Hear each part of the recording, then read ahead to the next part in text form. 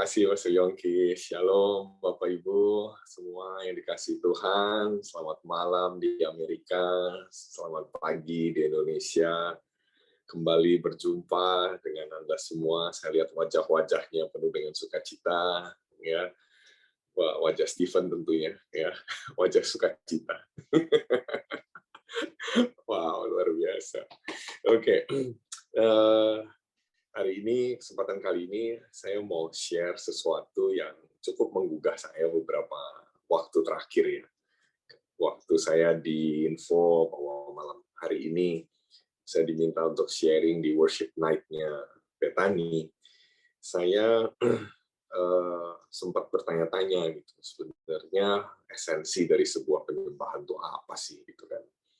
Apakah penyembahan itu karena musiknya, apakah penyembahan itu karena suasananya. Gitu. Tapi waktu saya mulai merenungkan, saya muncul di dalam perenungan saya ada satu kata yang dinamakan covenant. Ya.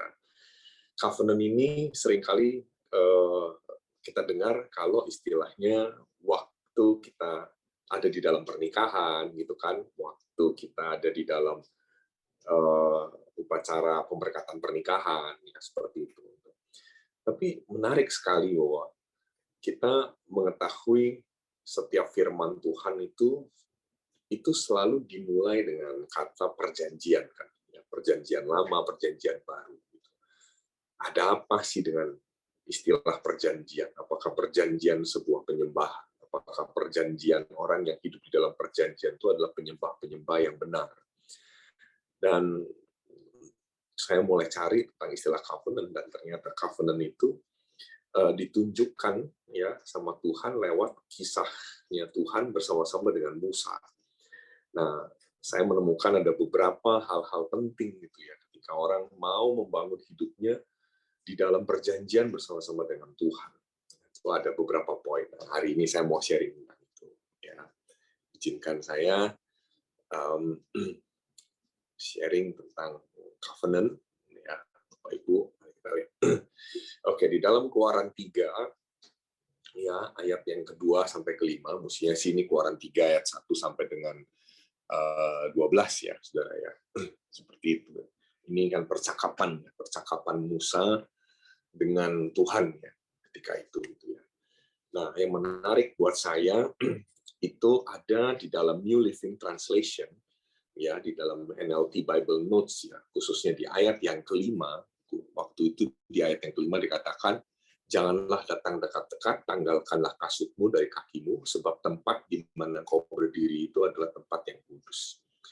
Nah, Bible Notes di dalam New Living Translation menuliskan kalimat ini menggugah saya. Later at Sinai, ya, di Gunung Sinai, he revealed his moral character in his requirement for those who would be his covenant partners. Jadi Tuhan menunjukkan sebuah karakter moral yang jadi syaratnya dia supaya seseorang itu bisa jadi perjanjian atau rekan seperjanjiannya dia. Wah, ini buat saya menarik, saudara. Pertanyaannya di dalam ibadah kita malam hari ini ya adalah, apakah Anda atau kita semua bersedia? Ya, will you be my covenant partner? Ya, kalau orang mau propose kan, will you marry me kan, katanya gitu kan ya.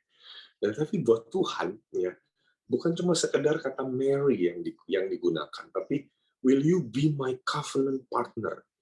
Ini nggak main-main loh, dia nggak katakan will you be my partner saja, tapi covenant partner. Kenapa? Karena ternyata di dunia ini ada partner yang lain.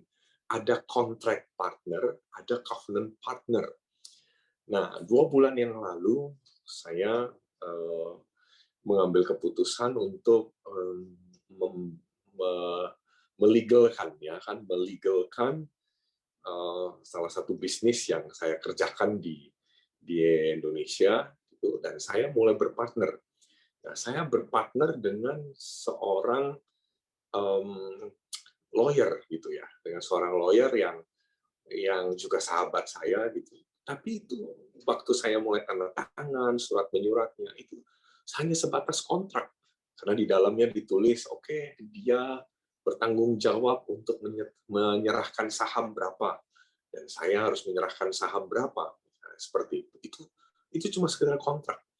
Dan yang menarik, saudara, di notaris yang saya temui itu, dia bilang, iya Pak, nanti di akhir tahun, sekiranya jumlahnya ini mau berubah, nggak apa-apa, ini kontraknya, perjanjiannya bisa kita ubah. Wah, ada adendum, ya, ada penambahan, ada perubahan. Gitu ya. Nah, itu kontrak, saudara. Kontrak itu sifatnya bisa berubah. Ya. Tapi yang Tuhan ajarkan kepada kita itu covenant, bukan kontrak partner. Nah, kalau kita lihat gitu ya, saudara, ya, kontrak itu mungkin itu bisa ada kaitannya dengan coba-coba. Ya, kalau ini bagus, ya sudah jalan. Kalau ini nggak bagus, ya sudah nggak jalan. Gitu ya. Nah, di dalam kehidupan ini juga hubungan kita sama sama orang lain seringkali kan didasari pada ya udah oke kita coba jalan yuk. Bisa jalan nggak ya berpartner sama ini. Setelah berjalan sekian lama ternyata nggak bisa bertahan. Kayak ada satu anak binaan kami tahun lalu ya pada waktu mulai pandemi dia mulai berpikir, aduh ini sebuah kesempatan untuk punya salon ya, untuk punya salon. Ya udah deh, yuk kita mencoba ya berpartner katanya dia gitu ya dengan temannya nih ya. Nah, yuk kita buat salon walaupun orang bilang hari ini kok kayaknya bisnis salon bisa mati karena orang nggak mau lagi datang ke salon, ya kan seperti itu mereka potong rambut sendiri gitu kan. Tapi ini sebuah kesempatan katanya buat dia. Ketika dia lihat ada salon yang tutup, dibeli sama dia dan dia coba berpartner dengan rekannya. Ternyata hanya bertahan beberapa bulan. Kenapa? Karena coba-coba, mereka belum tahu ini orang yang tepat atau enggak. Gitu. Di sisi yang lain, lawan dari covenant adalah kontrak, kan, yang tadi saya sempat bilang. Itu punya hubungan yang namanya timbal balik. Saudara, hari-hari ini tampaknya kita hidup dalam nuansa yang apa-apa tuh perlu ada timbal baliknya loh. Oke, kalau kamu baik sama aku, ya udah aku akan baik sama kamu. Gitu kan. Oh ya karena kamu sudah datang ke sini gitu kan, ya sudah, aku mau berikan satu upah atau sebuah ucapan syukur gitu, atau memberikan sebuah ucapan terima kasih gitu atas effort, atas upaya yang kamu udah datang gitu ya, seperti itu. Nah, manusia hari ini tuh sepertinya kejebak dalam istilah yang namanya timbal balik. Oh ya kalau orang ini oke, ya udah saya akan berikan ini gitu kan, seperti itu. Tapi enggak, saudara. Tuhan nggak pakai prinsip itu gitu loh. Tuhan tuh pakai prinsip yang namanya covenant. Dan menurut saya hari-hari ini isu tentang covenant ini adalah isu yang mulai meluntur. Ya. Di dalam pernikahan tampaknya mulai meluntur. Di dalam usaha juga tampaknya mulai meluntur. Bahkan di dalam pelayanan pun, hubungan kita di dalam pelayanan pun kesannya cuma sekedar kontrak. Oh iya, saya di-assign untuk jadi ini. Oh ya, saya di-assign untuk ini dan itu gitu. Ya, kesannya jadi ya udah ini sementara. Bukankah seharusnya di dalam pelayanan-pelayanan kita, di dalam apapun yang kita lakukan, selama itu berkaitan dengan hubungan, harusnya punya prinsip yang namanya covenant. Yang seperti yang saya katakan, setiap hubungan apapun harus menampilkan kualitas kasih Bapa.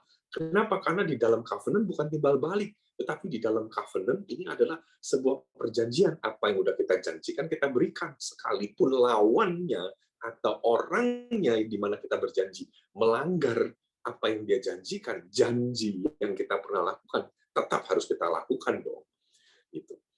Nah, jadi saudara, hari ini saya pengen mengajak teman-teman semua, ya jemaat Tuhan, ayo kita cek kembali nih kualitas hubungan kita sama Tuhan. Apakah hubungan kita sama Tuhan adalah hubungan yang covenant? Sama seperti yang Tuhan sudah berikan dalam kehidupan kita. Kalau kita malam hari ini bahas tentang yang namanya worship night, bicara tentang penyembahan. Buat saya, saudara, penyembahan is a covenant, saudara. Kenapa? Itu adalah sebuah perjanjian bahwa ketika kita menyembah Tuhan di dalam roh dan kebenaran, ya itulah bagian yang harus kita kerjakan. Bukan kita lakukan itu supaya kita dapetin timbal baliknya dari Tuhan. Bukan. Gitu. Nah, ini nih yang kita perlu bangun sehari-hari ini, ya saudara. Nah, gimana caranya kita bisa jadi covenant partner? Ada beberapa hal. Mari kita lihat apa yang dilakukan Musa. Saudara. Di dalam Keluaran 3, ayat yang pertama, di situ dikatakan, adapun Musa, ia biasa mengembalakan kambing domba Yitro mertuanya Imam di Midian. Dan saudara perlu paham, kisah ini adalah kisah fase kedua Musa. Ya, jadi Musa ini kan punya 3 fase ya, saudara. 40 tahun pertama, 40 tahun kedua, 40 tahun ketiga. Ya, 40 tahun kedua adalah ketika Musa ya sudah keluar dari Mesir dan dia benar-benar mau menggenapi panggilan Tuhan di dalam kehidupannya dia. Ya.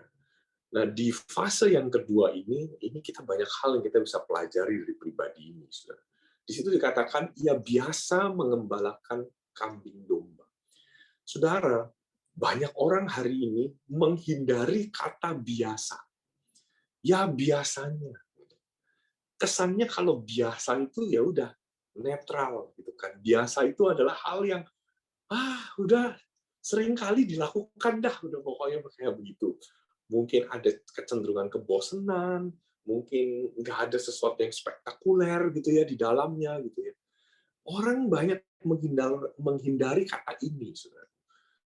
Tetapi Alkitab mencatat ia biasa mengembalakan kambing domba itu bukan hal yang kelihatannya umum-umum aja. Buat saya, kata biasa mengembalakan di sini malah justru hal yang spektakuler. Yaitu apa? Menunjukkan sebuah kualitas seorang covenant adalah pribadi yang setia. Sosok yang benar-benar memenuhi dan ada di dalam track panggilannya dia. Saya percaya, saudaraku, penyembah yang benar adalah orang-orang yang memenuhi panggilan hidup. Nggak bergeser. Kalau orang Jawa bilang nggak mencela-mencele gitu loh, saudara. Dia kekeh, dia saklek, dia ada di dalam track-nya gitu. Saudara. Hari ini tuh susah banget kayaknya cari pribadi yang setia ya, saudara. Susah.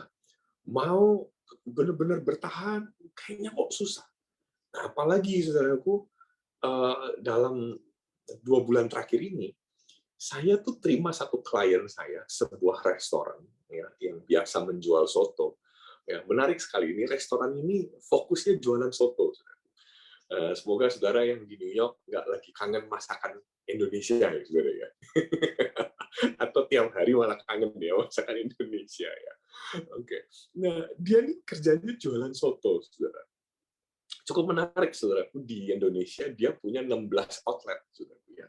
Dia punya 16 outlet soto, saudaraku. Dulu karyawannya dia hanya untuk jualan soto itu 1.000 orang lebih, saudara. Nah, seiring dengan berjalannya waktu, saudaraku, ini klien lama saya, saudara. Dan tahun ini ketemu lagi dengan saya dan dia bilang, Pak, bisa nggak bantu kami lagi? Nah, waktu saya masuk, saya lihat gitu, orang-orangnya udah berubah. Terus saya tanya, loh, ini pada kemana? Iya, Pak. Ini apa? Banyak orang yang ternyata dulu kita ajuin jadi pemimpin, ternyata sekarang malah hilang, sudah nggak ada lagi gitu ya. Terus kayaknya kok Pak susah banget ya Pak ya hari ini cari pribadi yang benar-benar mau setia gitu. Dan waktu ditanya kenapa sih kok banyak yang keluar, ternyata mereka lihat di luar sana kok kayaknya menggairahkan ya.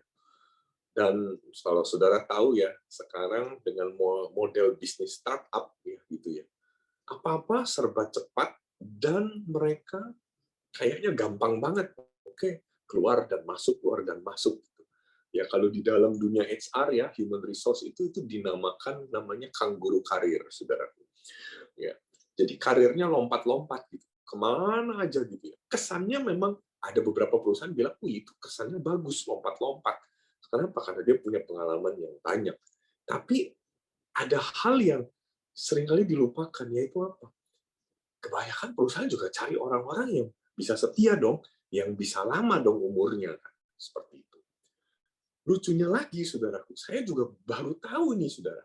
Hari-hari ini banyak pengusaha, kalau dia membangun bisnisnya, mereka nggak mau umurnya panjang malah. Saya agak kaget, saudara. Hari-hari ini tuh kayaknya kata-kata kesetiaan itu mulai meluntur gitu loh, saudara. Sudah mulai hilang gitu. Buat mereka, udah Pak, yang penting kita jalanin bisnis, 2 tahun untung, jual. Habis itu kita bikin lagi bisnis baru, cari lagi hal yang lain, bikin lagi challenge yang baru. Loh, di satu sisi memang kelihatannya bagus, kan? Tapi akhirnya orang-orang itu nggak dipacu untuk mengenal apa yang dinamakan soal setia. Dan padahal Yesus sendiri, saudara, itu mengatakan bahwa kesetiaan itu adalah sesuatu yang sangat esensi. Gitu. Dikatakan dalam firman Tuhan, dia setia, dia nggak bisa memungkiri kesetiaannya itu, gitu loh, saudara. Nah, bagaimana dengan hidup kita hari ini?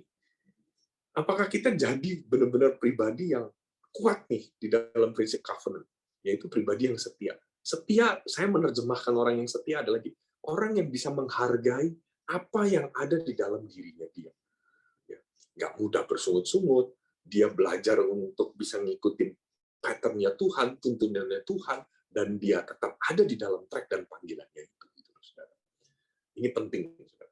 Ya, ini prinsip pertama, saudaraku, tentang covenant. Prinsip yang kedua soal covenant. Dia berikutnya dikatakan, sekali ketika ia menggiring kambing dombanya itu ke seberang padang gurun, sampailah ia ke gunung Allah, yakni gunung Horeb, saudara.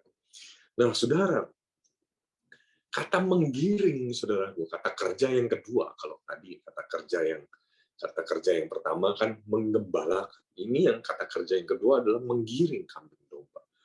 Pertanyaan gini, kita tuh menggiring hidup kita nggak, saudaraku, untuk sampai ke gunung Tuhan? Kita seringkali, saudaraku, hidup kita kayaknya senang sekali adanya di padang gurun, bukan ada di gunungnya Tuhan, gitu loh, saudara. Gunung Allah atau gunung Horeb ini adalah bicara tentang gaya hidup penyembahan. Orang yang punya atau yang ngerti prinsip covenant adalah orang yang mau terus-menerus, saudara, menggiring hidupnya ada di gunung Tuhan, menuntun, punya yang namanya self awareness, bahwa iya nggak boleh lama-lama gitu loh ada di padang gurun. Gitu. Gaya hidup padang gurun tuh, tahu nggak, saudara? Satu kali saya pernah datang, saudaraku, ke sebuah padang gurun, saudaraku, isinya pasir semua kayak begitu ya. Saudara, di padang gurun itu, kalau saudara tuang air ke pasir, itu adalah hal yang paling bodoh, saudara. Kenapa? Karena udah panas, pasir. Air begitu ditumpahkan di sana, langsung hilang, saudara. Udah nggak akan kelihatan wujud airnya, saudara. Kenapa? Karena langsung diserap. Padang gurun adalah gaya hidup yang kerjanya nyedot. Apa aja disedot sama dia. Ya. Orang yang seperti nggak punya pondasi yang kokoh. Gitu. Ya, saudara tentu tahu dong apa yang Yesus pernah sampaikan kan soal pondasi batu karang dengan pondasi pasir, ya saudara ya. Nah, ini bicara tentang apa? Orang yang hidup di padang gurun adalah orang yang pondasi hidupnya nggak kokoh, gitu loh. Ya, dia gampang diombang-ambingkan kemana-mana, saudara. Kenapa dia kok gampang diombang-ambingkan? Karena dia nggak pernah datang ke Tuhan secara terus-menerus. Dan nggak pernah punya self-awareness untuk selalu setiap saat membawa dirinya masuk dalam penyembahan. Punya awareness untuk sadar bahwa pikiran dan perasaannya harus dia berikan kepada Tuhan. Setiap pagi. Apakah kita benar-benar memaksa diri kita untuk mencari kebenaran firman Tuhan? Apakah setiap kali kita punya kesempatan, waktu kita di dalam perjalanan, waktu kita lagi setir mobil, waktu kita ada di dalam public transportation, waktu kita lagi di jalan sekalipun, apakah kita benar-benar connect gitu loh sama Tuhan? Dan satu kali saya ketemu seorang teman gitu kan yang sama-sama pelari ya. Jadi saya udah hampir setahun ini menekuni olahraga ini ya, saudara. Dia bilang ke saya, "Man, kamu kalau lari biar ritme larinya bagus, dengerin musik," katanya gitu. Musiknya itu tuh mesti yang beat-nya bagus, man, gitu. Supaya apa? Larinya tambah kenceng, ya, energinya tambah kuat gitu. Wah, pertama kali saya dikasih playlist lagu-lagu lari, saudara. Wah, beat-nya mantap, saudara. Ya, kalau orang Jakarta bilang jep-ajep namanya. Nggak tahu istilah itulah ya, saudara ya. Wah, kayaknya seru gitu ya beat-nya, ya. Larinya tambah kenceng gitu. Lama-lama kok saya pikir, ngapain saya lari buat dengerin lagu ini gitu kan?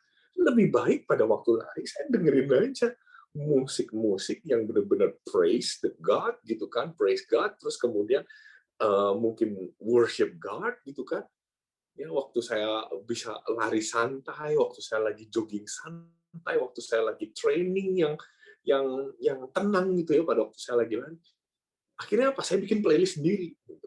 Saya bikin playlist yang namanya running praise sama running worship. Jadi sambil running ya kita worship gitu kan. Wah ternyata lain saudaraku. Waktu worship ternyata larinya bisa tambah jauh saudaraku. Bisa tambah panjang gitu kan. Duration-nya tuh bisa tambah kuat gitu kan. Endurance-nya bagus. Sampai saya datang satu kali ke Surabaya ke teman saya juga yang suka lari. Dia tanya, "Kok kamu dengerin lagu apa?" Saya tunjukin playlist saya. Lah, ini lagu rohani semua. Dia tanya gitu. Lah, memang kenapa kalau orang lagu rohani? Emangnya lagu rohani nggak bisa bikin orang punya endurance bagus? Saya bilang gitu. Oh ya enggak, saya jarang loh melihat ada orang lari sambil nyembah Tuhan. Oh enak, saya bilang itu lari sambil nyembah Tuhan, bisa angkat-angkat tangan gini. Wah, puas saudaraku, larinya tambah jauh saudaraku. Akhirnya apa? Dia mulai coba. Begitu dia mulai coba, oh, iya ya, oh ya ternyata ya detak jantungnya tambah enak ya gitu ya pada waktu nyembah Tuhan. Tapi sesekali gitu ya, pas lagi lari gitu ya, bisa netesin air mata gitu saudara. Kenapa? Kenapa ada waktu dengerin lirik lagunya? Wah, jadi keinget kebaikan Tuhan ya. Untung pada waktu lagi ngalamin lagu itu, nggak berhenti duduk di pinggir jalan gitu sambil nangis-nangis gitu nyembah Tuhan. Ya. Poinnya adalah gini loh, mau nggak hidup kita itu ya senantiasa tuh menggiring, memaksa diri kita terus-menerus ada di dalam penyembahan. Keluarlah dari gaya hidup padang gurun yang kerjanya cuma nyedot, yang kerjanya cuma ya udah maunya terima tok. Penyembahan itu adalah bentuk pemberian loh kepada Tuhan. Memberikan hati kita, memberikan ucapan syukur kepada Tuhan. Ya. Hindari gaya hidup padang gurun, saudara. Kalau kita mau hidup sebagai orang-orang yang kuat di dalam covenant. Yang ketiga, saudara. Nah, ini menarik, saudara. Yang ketiga di sini dikatakan lalu Tuhan menampakkan malaikat Tuhan menampakkan diri kepadanya dalam nyala api. Ya, ada kata kerja yang kedua, yang ketiga yaitu menampakkan diri. Saya terjemahkan dengan istilah pesona, saudara. Ya, di dalam versi bahasa Inggrisnya dituliskan blazing but not burn, showing God's absolute holiness. Saya kagum sekali, saudaraku, di poin ini, saudara. Ya, karena di dalam versi NLT di situ dikatakan Moses stared in amazement. Amazement ini nih bicara tentang apa ya? Kekaguman gitu loh, saudara. Ya. Nah, orang yang hidup di dalam covenant itu, apakah orang-orang ini punya nggak sebuah sikap hati mengagumi kekudusan? Ya. Dia sadar nggak bahwa ada pesona ilahi dalam hidupnya dia yang Tuhan tahu. Supaya ketika orang lain melihat dirinya, dia itu benar-benar bisa memancarkan kasih Tuhan, bisa memancarkan kekudusan Tuhan. Saya ingat banget ya, waktu saya dulu itu ada di Surabaya ya, kerja di Surabaya. Pekerjaan yang saya lakukan nih, kalau orang itu bilang katanya pekerjaan basah. Pekerjaan basah ini adalah pekerjaan yang beresiko ya untuk terjadinya korupsi, untuk terjadinya tindakan-tindakan amoral. Ya. Misalnya ngalamin entertainment ya seperti itu ya, di entertain. Nah, kebanyakan orang biasanya nih di entertain sama apa? Sama nightclub gitu ya, hubungan-hubungan di klub malam, terus kemudian yang paling umum makan-makan sih. Tapi biasanya makan-makan tuh ada yang plus-plusnya begitu. Nah, satu kali saudaraku waktu itu, ini udah lama ya waktu saya kerja di Surabaya ya waktu itu. Itu tuh saya diajak sama sama customer saya untuk pergi makan. Awalnya pergi makan. Habis pergi makan, ayo Pak, kita enjoy katanya. Saya pikir enjoy apa gitu kan. Dibawalah ke hotel. Ternyata di hotel itu sudah disiapin banyak cewek. Waduh, ditaruh banyak banget perempuan di situ, saudaraku. Terus kemudian diajak main biliar dan sebagainya. Saya bilang, aduh Pak, mohon maaf nih, saya kalau makan saya bisa hargai, tapi kalau untuk hal yang ini, maaf saya nggak bisa. Aduh Pak, oh ya Pak, jangan Pak, ayo Pak, ini udah saya booking Pak semua Pak. "Loh, kalau Bapak mau mau kamar di sini ya silahkan."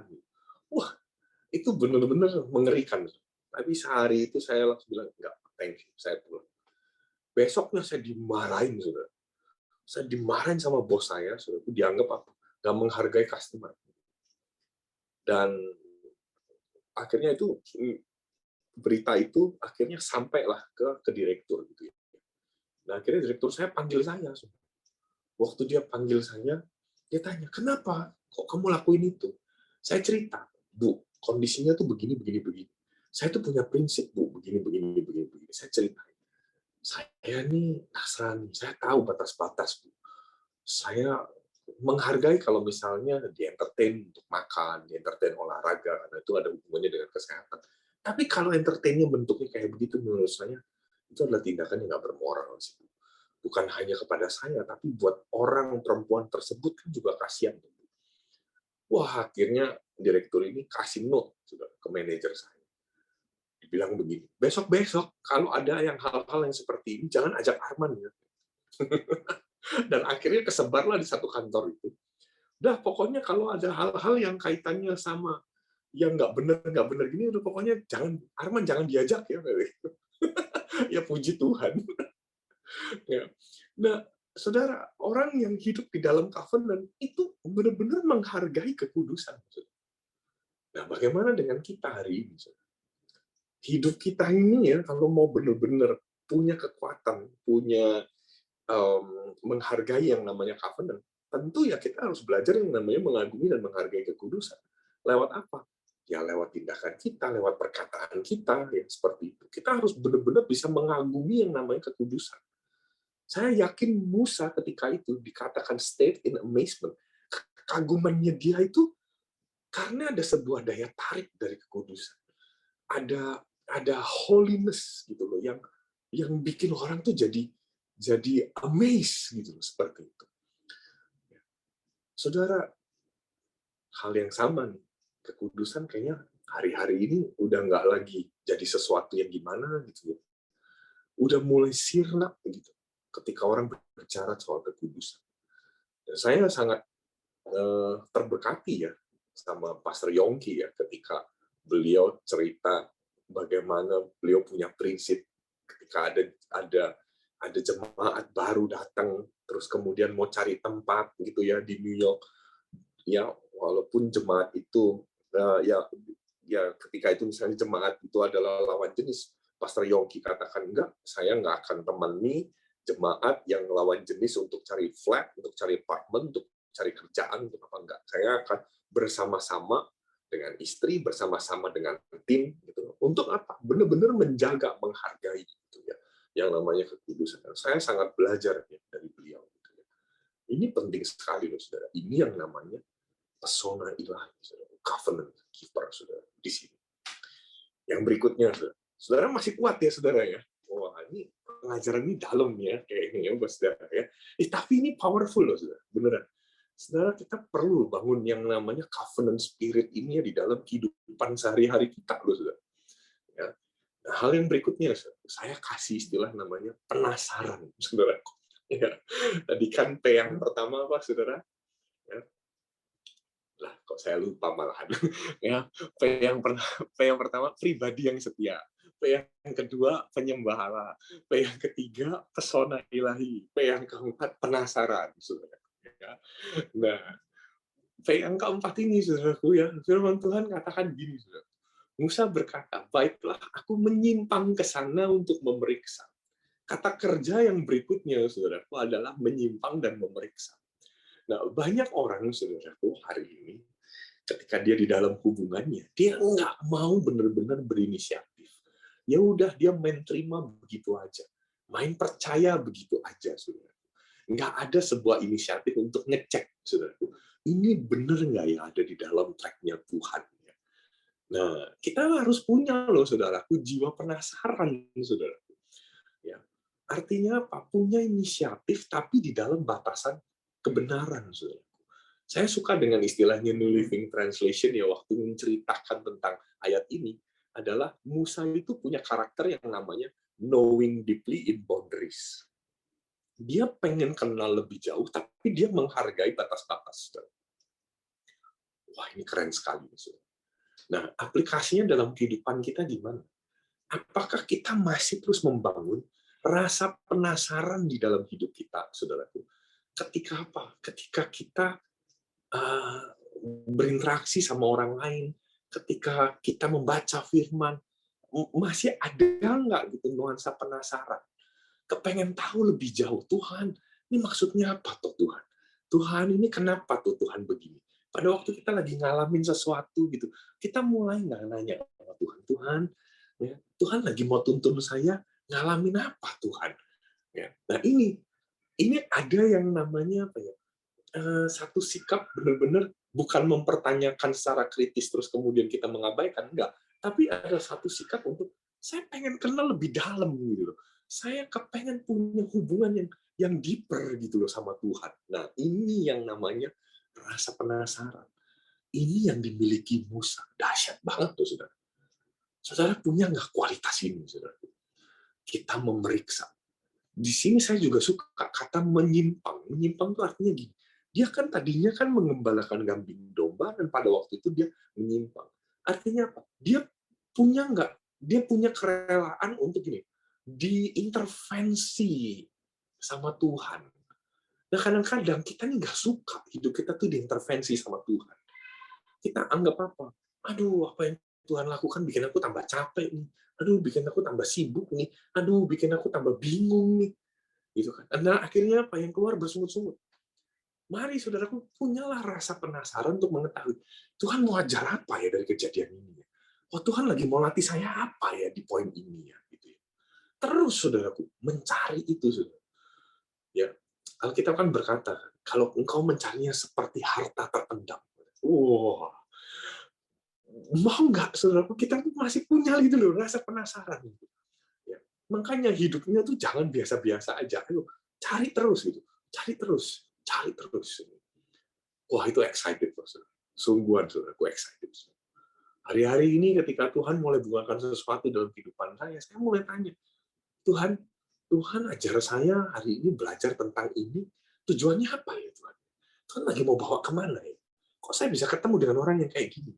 Tuhan lagi mau perluas kapasitas saya di area mana ya? Nah, ini loh, saudara.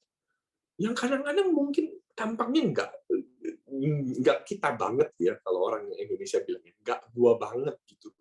Tapi Tuhan bisa bawa ke situ gitu. Tiba-tiba kemarin saya ditelepon sama seseorang dan dia mulai bahas tentang kondisi anak-anak muda di Indonesia. Dia bilang, Pak Arman, sebentar lagi kita ini mau liburan, Pak. Kira-kira apa ya Pak ya buat anak-anak yang kita bisa lakukan? Loh, pelayanan saya nggak di anak-anak, pelayanan saya ada di para ayah, bukan ada di anak-anak. Tapi waktu dia telepon itu menggugah saya untuk mulai berpikir, iya ya, apa yang saya bisa kerjakan ya, di tengah-tengah situasi seperti ini. Tuhan lagi mau bawa saya kemana ya? Apakah ini sebuah ruangan yang baru yang Tuhan mau saya masuki? Gitu. Seperti itu. Nah itu yang namanya penasaran.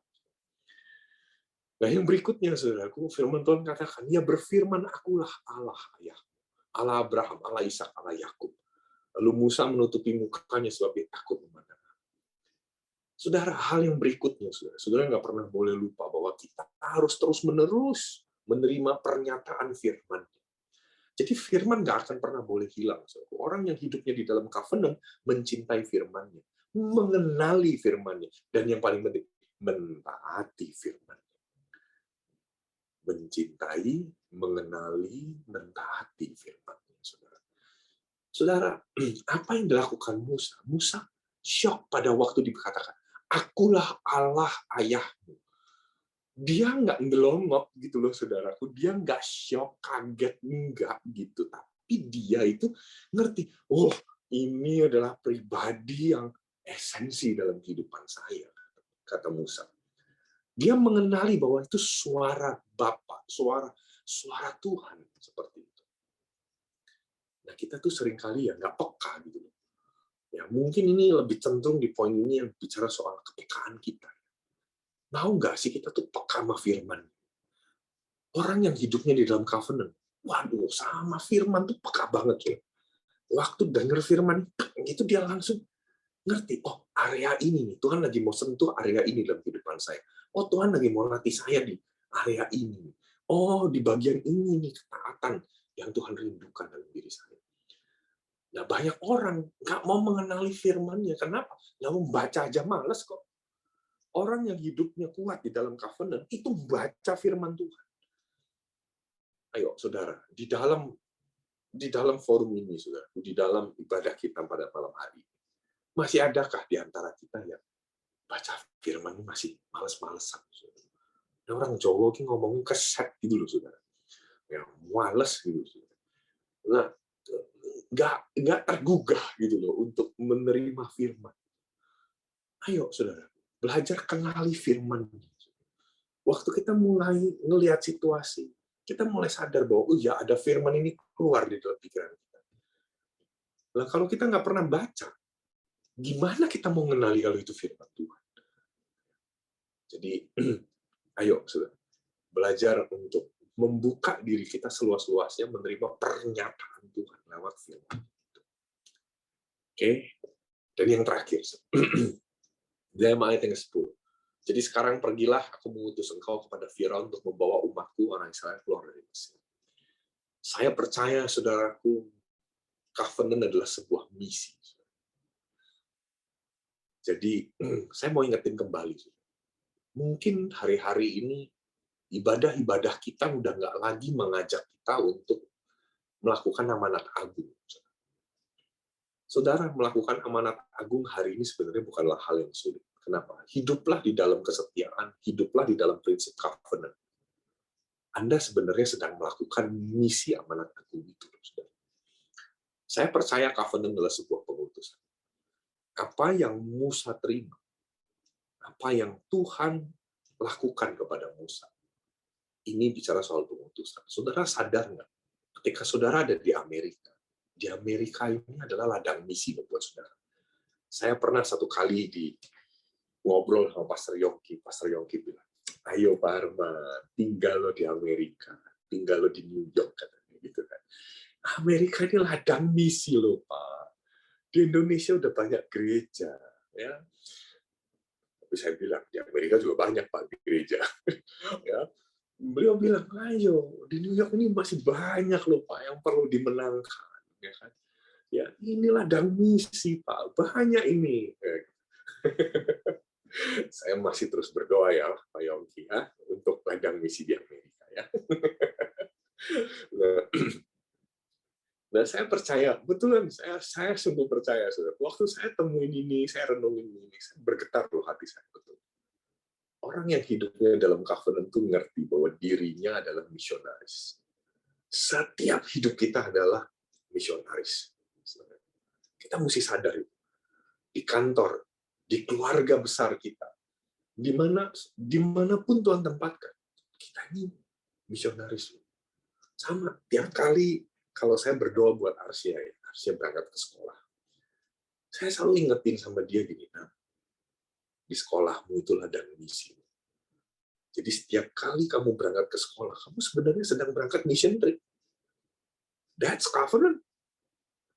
Misinya apa? Misinya adalah menampilkan kasih Kristus yang sempurna itu. Dahsyat, saudara. Saudara, mau nggak, saudaraku, hari ini kita ada di dalam prinsip covenant ini? Ya. Saya berharap malam hari ini saudara terima ya pesan Tuhan yang kaya ini ya. Saya nggak tahu saudara udah pecah belum ya kepalanya, saudara terima ini ya. Tapi saya sangat enjoy banget saudara waktu saya temuin soal covenant. Will you be my covenant partner? Dan ini kualitas partner. Partner siap diutus. Partner itu kalau orang Madura bilang nggak cek ngeyele gitu loh saudara, nggak ngeyelan gitu loh saudaraku ya. Tapi dia siap, saudara. Pada waktunya diutus mangkat gitu, saudara. Dia siapkan gitu, seperti itu. Saudara. Jadi kalau saudara hari ini ada di dalam pekerjaan, ada di dalam bisnis apapun, ya itulah ladang misi, saudara. Ya, kita berdoa ya, saudara ya. Bapa di dalam surga, ucap syukur malam hari ini, pagi hari ini. Kami berterima kasih buat setiap firman-Mu, tuntunan-Mu, Tuhan. Terus mengajar kami seperti Engkau menuntun Musa. Langkah demi langkah. dan Kau mempersiapkan orang yang sederhana sekalipun seperti Musa. Tuhan pakai, apalagi kami, Tuhan.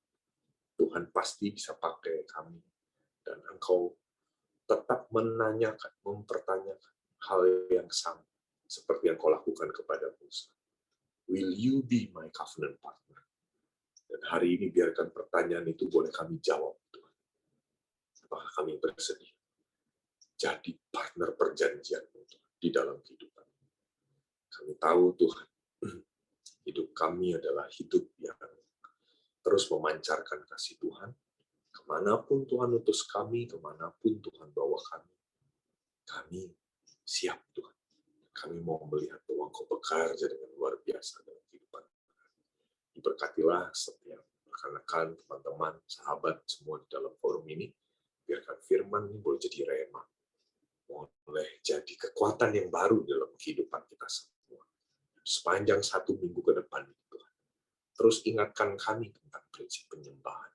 Ingatkan kami, Tuhan, bahwa kami mesti menggiring hidup kami keluar dari padang gurun dan bawa ke gunung Tuhan. Ajar kami untuk punya rasa penasaran sama firman Tuhan. Ajar kami mengenali Tuhan dan mentaati firman-Mu. Dan terus Tuhan, bawa kami Tuhan, untuk hari lepas hari Tuhan, melepaskan pesona ilahi-Mu, kekudusan-Mu Tuhan, senantiasa dalam kehidupan kami. Dalam nama Yesus kami berdoa. Haleluya. Amin.